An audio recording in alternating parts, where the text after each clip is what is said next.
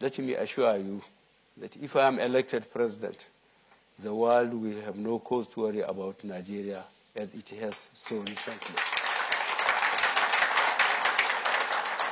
That Nigeria will return to its stabilizing role in West Africa.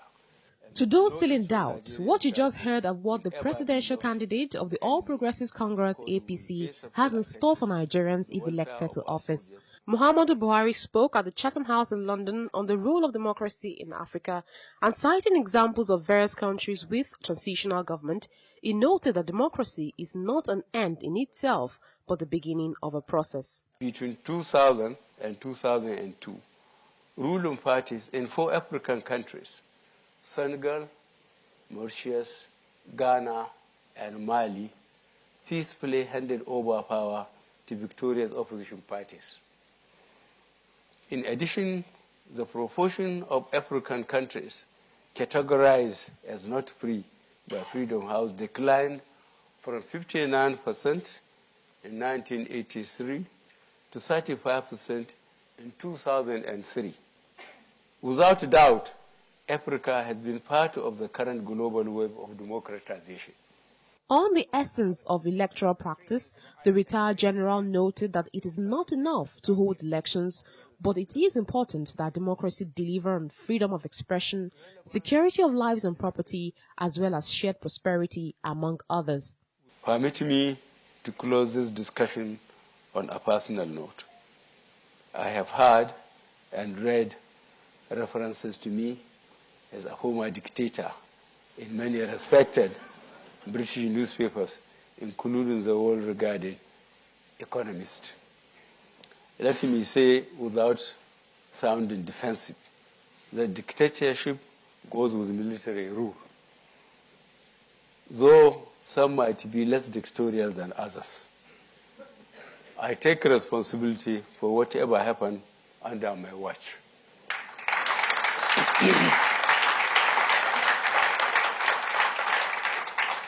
I cannot change the past, but I can change the present and the future.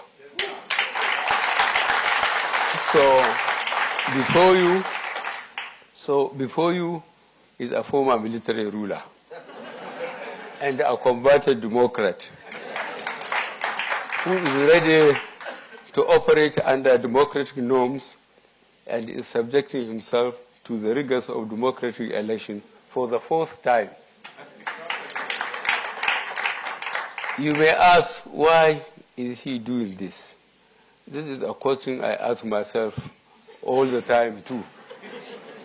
And here is my humble answer. Because the work of making Nigeria great is not yet done. Because I still believe that change is possible, this time through the ballot. And most importantly, because I still have the capacity and the passion to dream and work for a Nigeria that will be respected again in the Committee of Nations and that all Nigerians will be proud of. With the speech concluded, journalists took the floor and queried Buhari on issues bordering on attracting foreign investment in Nigeria, investigation of political office holders, credibility of elections, engagement of youth, and Sharia law. Some of Buhari's responses elicited laughter from newsmen. There are some National Assembly members here, so